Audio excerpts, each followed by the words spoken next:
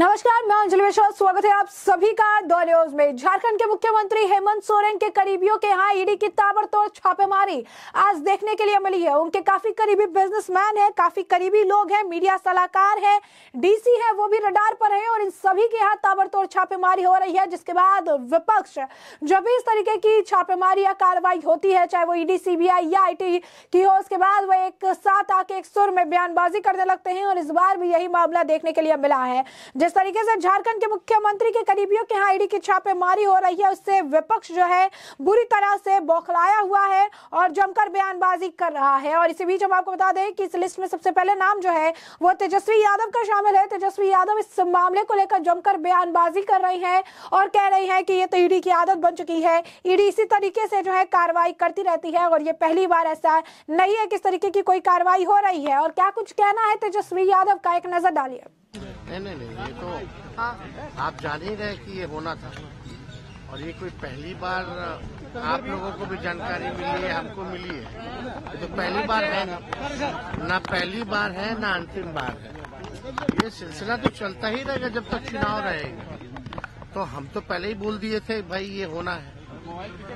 जो भी जांच एजेंसियां हैं सब लोग दबाव में काम कर रहे हैं।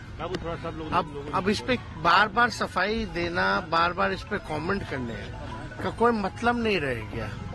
अब तो यूज्ड टू हो ही ना गया है सारा एजेंसी अपना काम छोड़ करके सारा पॉलिटिकल काम में लगना है, क्योंकि भाई एक तरह का अलायंस ही ना है एनडीए का। एनडीए में ज्यादा पार्टियां तो है नहीं, मेजर पार्टियां तो है नहीं, तो मेजर पार्टी तो यही लोग है ना, तो इस पे क्या बोलना है। अमित जी करने की संभावना है, लग रहा है इसी महीने सीए इसी महीने लागू होने की संभावना है। क्या आता है नहीं आता है अंतिल जब तक ये हाउस में बिल नहीं पेश किया जाता तो हो जाएगा। इस पे क्या कहा जा सकता है। कई बार होता है कि हर चीज जो है गुब्बारा जैसा छोड़ दिया जाता है, उसी पे सब बयानबाजी आने लगता है, लेकिन होता कुछ नहीं है। तो ये चीजें आ जाने दी जाएगी। और इस मामले में तो आप लोग सब लोग को पता है कि हमारे पार्टी का क्या स्टैंड रहा है। पहले भी पार्लियामेंट में इस चीज को लेकर के बात रखी गई थी, तो हमारी पार्टी ने स्पष्ट रूप से इस बात को किया।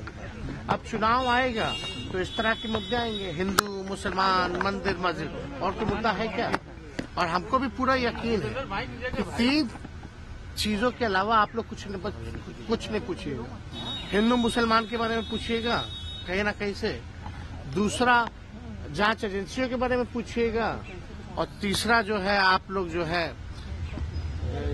जो इस तरह की जो सवालें हैं, सीए, एनआरसी तो हिंदू मुसलमान का हो ही गया और ईडी एजेंसी का हो गया, और बाकी सारी चीज आप लोग इसी तरह की चीजें। तो जैसा कि आपने देखा, तेजस्वी यादव कह रही है कि ये ना पहली बार है ना अंतिम बार है और ये सिलसिला ये तो चलता रहेगा जब तक चुनाव रहेंगे। जो भी जांच एजेंसी है सब लोग दबाव में काम कर रहे हैं। अब तो तभी एजेंसी आदी हो गई है। अभी तो उन्होंने कहा कि सारी जो एजेंसी है वो आदी हो चुकी है, अपना काम छोड़कर राजनीतिक कामों में इन्हें भी लगना है, ऐसा तेजस्वी यादव का कहना है। वहीं झारखंड के कांग्रेस प्रभारी गुलाम अहमद मीर ने कहा है कि जहाँ विपक्ष की सरकार बनती है उसे हिलाने के लिए जो है बीजेपी जानबूझकर ईडी को लगा देती है, ऐसा इनके द्वारा जो है कहा गया है। और ये साफ तौर पर अगर आप देखेंगे तो ये बयानबाजियां जो है की जा रही है। सिर्फ तेजस्वी नहीं, आम आदमी पार्टी के नेता और मंत्री सौरभ भारद्वाज का भी इस पर रिएक्शन देखने के लिए मिला है। बता दें आपको कि खुद ईडी के जरिए अरविंद केजरीवाल को भी तीसरा समन भेजा गया था, उसके बाद भी आज अरविंद केजरीवाल नहीं गए ईडी दफ्तर में। तो लाजमी है कि कहीं पर ईडी की कार्रवाई हो रही है तो आम आदमी पार्टी के नेताओं का भी बोलना बनता है। वैसे में सौरभ भारद्वाज भी इस मामले को लेकर अपनी राय रखते हुए नजर आ रहे हैं। क्या कुछ कहना है सौरभ भारद्वाज का भी, जरा सुनिए। कि तो बिल्कुल साफ है, छत्तीसगढ़ के अंदर छत्तीसगढ़ के जो मुख्यमंत्री थे उनको टारगेट किया जा रहा था उनके चुनाव से पहले। जिस राज्य के अंदर चुनाव होता है, राजस्थान में चुनाव था, राजस्थान के अंदर सक्रिय थी ईडी, सीबीआई। ये तो एक आम बात हो गई। इस वक्त झारखंड के अंदर लगे हुए हैं, वेस्ट बंगाल के अंदर आए बगाए जो है ईडी, सीबीआई जब मन करता है चली जाती है। ये तो बिल्कुल साफ है, सिर्फ और सिर्फ विपक्ष को परेशान करने के लिए, विपक्षी नेताओं को गिरफ्तार करने के लिए, उनकी कैंपेन बंद करने के लिए किया जा रहा है। जैसा कि आपने आपने सुना, यहाँ पर सौरभ भारद्वाज कह रहे हैं कि जिस राज्य में चुनाव होता है वहां ईडी और सीबीआई सक्रिय हो जाती है, तो आम बात हो गई है। इस समय झारखंड में सक्रिय है, पश्चिम बंगाल में भी ईडी और सीबीआई जब मन चाहता है तब चली जाती है, विपक्ष को परेशान करने, विपक्षी नेताओं को गिरफ्तार करने के लिए और उनके चुनाव कैंपेन बंद करने के लिए ऐसा जो है किया जाता है। यही नहीं, आपको बता दें कि जो यहाँ पर जो है रिएक्शंस जिस तरीके से देखने के लिए मिल रहे हैं, ऐसे में उदित राज का भी बयान सामने आया। कांग्रेस के नेता है उदित राज, क्या कुछ कहना है उदित राज का भी, जरा एक बार सुनिए।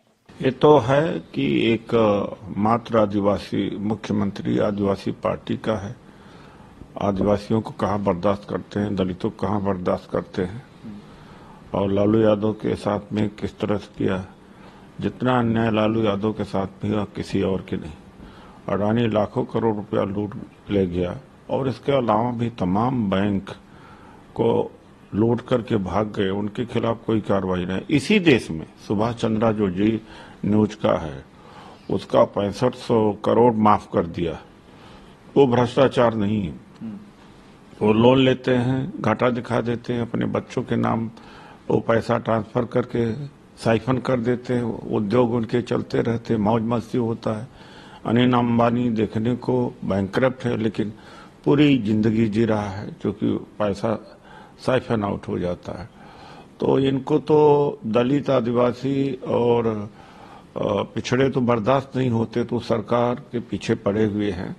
ये सब इलीगल जबरदस्ती गुंडागर्दी है और कुछ नहीं है। जैसा कि आपने सुना, उदित राज ने भी कहा है कि ईडी जो है ये रेड्स वगैरह जो सीएम हेमंत सोरेन के यहाँ पे कर रही है, ये सब इसके पीछे जो है कारण है। ईडी ने नोटिस जो है छत्तीसगढ़ के मुख्यमंत्री भूपेश बघेल को भी भेजा था चुनाव से पहले, उनके ऊपर भी झूठे आरोप लगाए गए थे। अरविंद केजरीवाल भी ऑपोजिशन के जो इंडिया अलायंस है उसका एक पार्ट है, और ये सही बात है कि ये सब कुछ जो है, ये सब कुछ पूरी तरीके से विपक्ष को प्रेशराइज करने के लिए, विपक्ष के नेताओं को प्रेशराइज करने के लिए किया जा रहा है। वहीं इस मामले पर झारखंड के मुख्यमंत्री के जो करीबी लोग हैं जिनके यहाँ जिस तरीके से अब छापेमारी पड़ रही है, इसे लेकर दीपक प्रकाश का भी बयान है, उनका भी क्या कुछ कहना है, जरा सुनिए। झारखंड के मुख्यमंत्री के शागिर्दों के आज ईडी के छापे पड़े, जिन लोगों ने झारखंड को दोनों हाथों से लूटने का काम किया, भ्रष्टाचार की पराकाष्ठा करने का काम किया।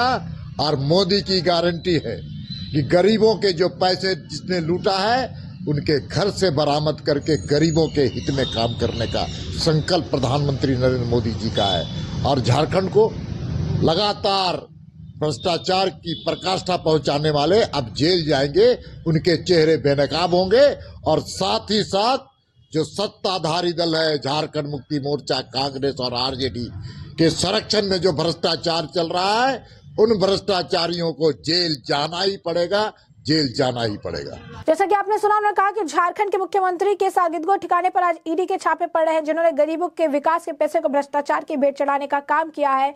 ये मोदी की गारंटी है, कोई भ्रष्टाचारी नहीं बचेगा। तो बीजेपी के नेता है दीपक प्रकाश, और उनका भी ये बयान है कि जिस तरीके की छापेमारी या कार्रवाई हो रही है बिल्कुल सटीक है, इस तरीके की कार्रवाई इनके ऊपर होनी भी चाहिए। अब आपको बता दें कि खबर ये भी है कि जिस तरीके से कार्रवाई हो रही है, अब हेमंत सोरेन जो है वो अपनी पत्नी को मुख्यमंत्री बनाने की कवायद में लगे हुए हैं, और जल्द से जल्द इसे लेकर भी काफी कुछ अपडेट जो है सामने आ सकता है। इसके साथ हम आपको बता दें कि हेमंत सोरेन के कई करीबी कारोबारी के ईडी की आज बड़ी कार्रवाई देखने के लिए मिली है। केंद्रीय जांच एजेंसी द्वारा झारखंड में बड़ी कार्रवाई करके कई ठिकानों पर छापेमारी को अंजाम दिया गया है। जांच एजेंसी ईडी के द्वारा विनोद कुमार नाम के एक आरोपी के यहाँ भी सर्च ऑपरेशन की कार्रवाई की गई है। विनोद कुमार जिसके ठिकाने पर ईडी सर्च ऑपरेशन चला रही है। जारी है कि रांची के राजनीतिक गलियारों में बहुत ही मजबूत उनका कनेक्शन बताया जा रहा है।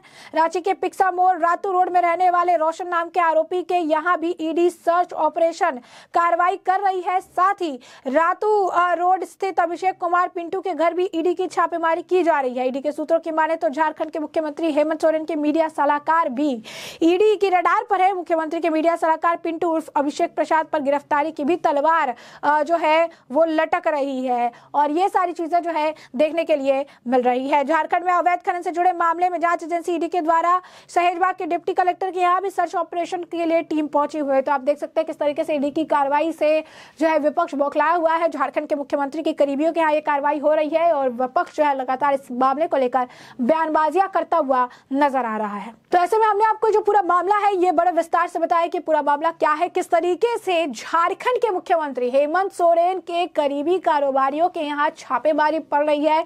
तो विपक्ष के नेता बौखलाए हुए हैं, चाहे वो आम आदमी पार्टी हो, चाहे वो कांग्रेस हो, चाहे वो अन्य पार्टी के नेता हो जो कि विपक्षी गठबंधन इंडिया अलायंस का पार्ट है। तो वो अब इस मामले को लेकर जमकर बयानबाजी कर रही है और इसे आने वाले चुनाव यानी लोकसभा चुनाव से जोड़ रहे हैं और कह रही है कि ये पहली बार नहीं है, ना ही ये आखिरी बार है। जब तक चुनाव चलते रहेंगे तब तक इसी तरीके से जांच एजेंसियों द्वारा जो है इस तरीके के एक्शंस जो है देखने के लिए मिलेगा, इस तरीके की कार्रवाइयां जो है देखने के लिए मिलेगी और ये पहली बार नहीं है। इसी तरीके से कार्रवाई लगातार चलती रहेगी जब तक चुनाव जो है चलते रहेंगे। तो ऐसे में अब इस पूरे मामले पर आपकी भी जो राय हो हमें कमेंट सेक्शन में कमेंट करके जरूर साझा करिएगा।